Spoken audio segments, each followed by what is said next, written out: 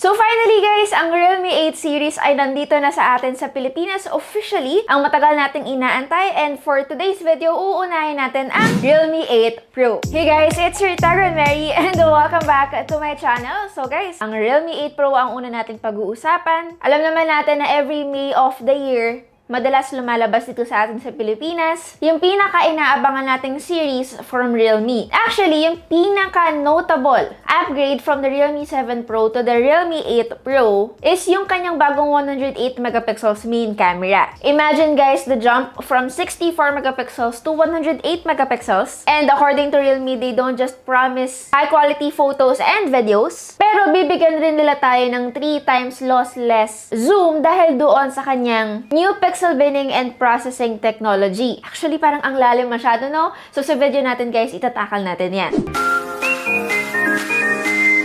Same packaging pa rin naman tayo. It's all yellow with the 8 Pro branding in front. So, out of the box, we got a smaller box. Hey, welcome to Realme family. Of course, we have yung ating panandot or the SIM ejector tool, paperworks, and of course, yung ating jelly case. We got our phone, a USB Type-C charging cable, and a super dart power brick. By the way, guys, yung color pala na meron ako for the Realme 8 Pro is Infinite Blue.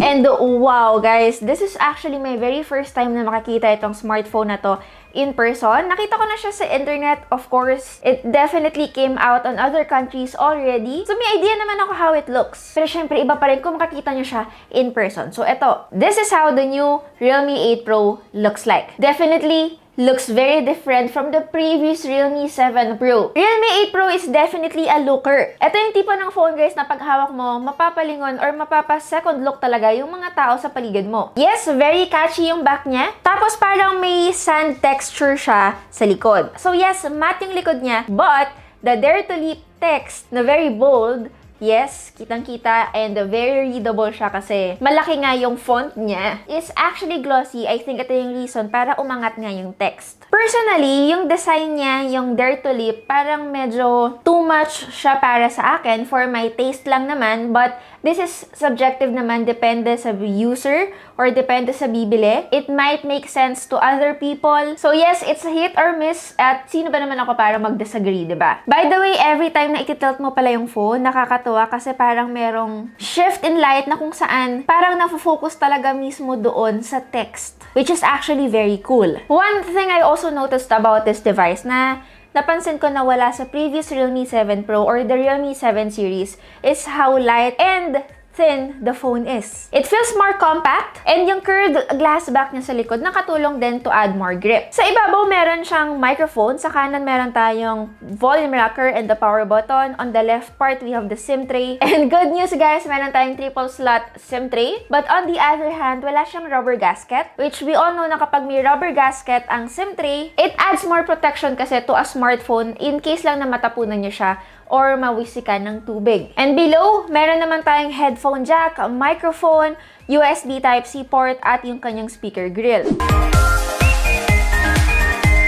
Now that we are done talking doon sa kanyang physical appearance, doon naman tayo sa kanyang display. Actually guys, unang ko agad napansin yung kanyang punch hole. Sobrang liit niya compared to the previous Realme smartphones. So yes, we have a super tiny punch hole and 16 megapixels yung camera natin dyan. The Realme 8 Pro has 6.4 inches Super AMOLED display with 1080p resolution and a 60Hz refresh rate. And ewan ko guys, ewan ko kung ako lang to, pero napapansin nyo ba na parang mas manipis rin yung ating side bezels dito sa phone na to as to the previous Realme smartphones. And above the screen, baka hindi nyo mapansin guys, meron tayong earpiece. May dalawa tayong ways to unlock the device, pwedeng in-display fingerprint sensor and the face unlock. So far naman guys, right now, nung kaka-register ko lang, it's fast and accurate to my liking. Anyway, first impressions pa lang naman to guys. And I don't think I'll be having a problem with this.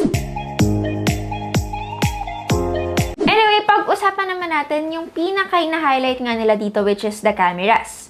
In terms of its camera setup, actually, itong part nito, nagustuhan ko talaga siya. Meron siyang 4 na uniform circles, which looks really good, pero according to some, mukha nga daw siyang kalan na merong 108 megapixels text sa ilalim. Syempre, ang pinaka-selling point ng phone na to ay yung kanyang main camera na 108 megapixel na gumagamit ng Samsung sensor. And the rest of the cameras, we have 8 megapixels ultra-wide camera at 2 megapixels macro snapper, and a 2 megapixel depth sensor. So, ano yung tinatawag ni Realme na 3 times lossless zoom? Ito guys ay nakakatulong to preserve the detail at yung kulay niya without over-sharpening by taking 12 megapixel photos habang zino-zoom natin yung area. So, let's have a very quick camera tour para alam nyo rin kung ano yung mga bagong features sa Realme 8 Pro. So, opening the app, yung camera UI niya is still the same naman. Hindi naman siya masyadong nagbago. Unang-una nyo agad makikita is of course the auto mode na kung saan we can shoot 1 times or even ultra wide. Swiping to the right, we can use the 3 times ultra zoom and of course the 5 times. On the right, we have the portrait mode na kung saan pwede naman natin i-adjust yung kanyang AI beautification and a few new features like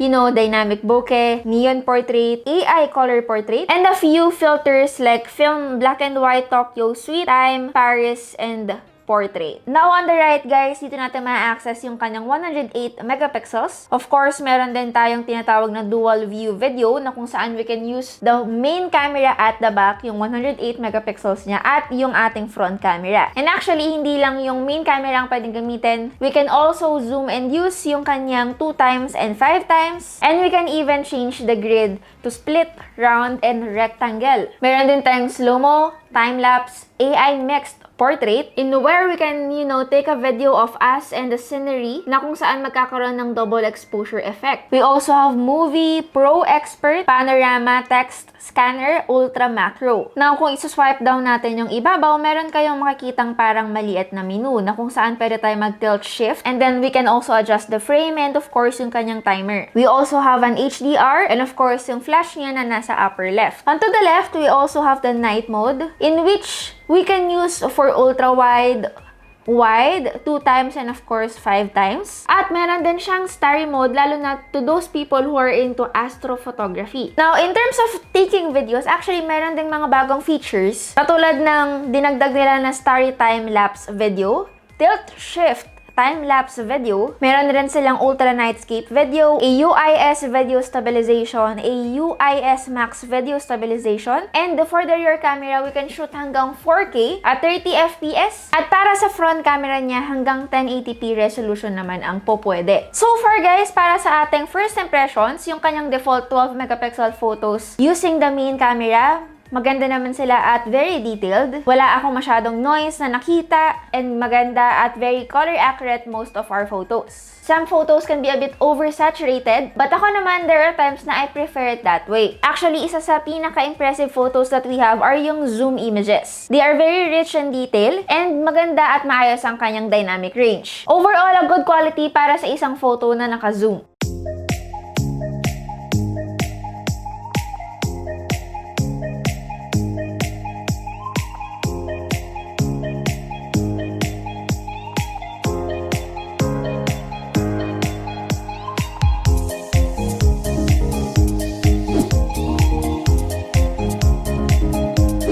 Aside from the camera, ito pa yung mga dapat nyong malaman. It already has the latest Realme UI 2.0 based on Android 11. Correct me if I'm wrong, itong Realme 8 Pro yung kauna-unahang Realme smartphone na makukuha natin for this year na naka-Android 11 na. Actually, itong new version ng Realme na Realme UI 2.0, medyo mas marami na tayong customization options. Marami na rin nadagdag na wallpapers. And according to them, mas enhanced na rin ang security.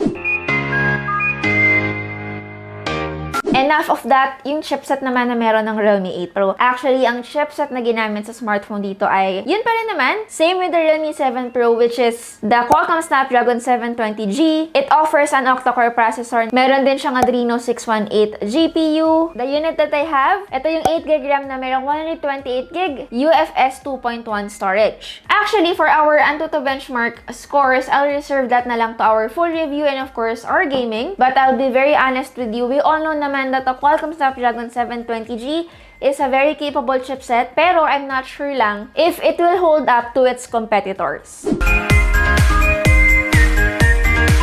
Lastly, before we end our video, ang Realme 8 Pro has 4,500 mAh battery capacity, which is actually the same battery capacity from last year, and is capable of 50-watt super dart fast charging. Actually, ang 50-watt super dart fast charging is not bad at all. Actually, mabilis na nga yun. And we rarely get that much power in terms of charging sa mga smartphones na nasa mid-range lineup. Pero it's kind of weird lang that we previously used to have a 65 watt. But all in all, 50 watt is actually enough, lalo na sa battery na meron itong phone na to. I'm not sure lang gaano katagal siya fully charge because again, I have yet to fully maximize and test out the device. But according to them, in just 17 minutes, makakakuha na kayo agad ng 50% battery life from zero. And fully charge mo siya in not less than 47 minutes. So yes, that is it for our first impressions of the Realme 8 Pro.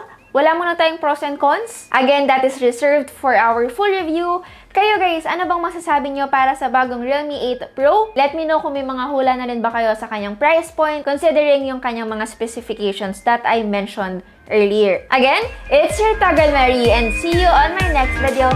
Bye guys!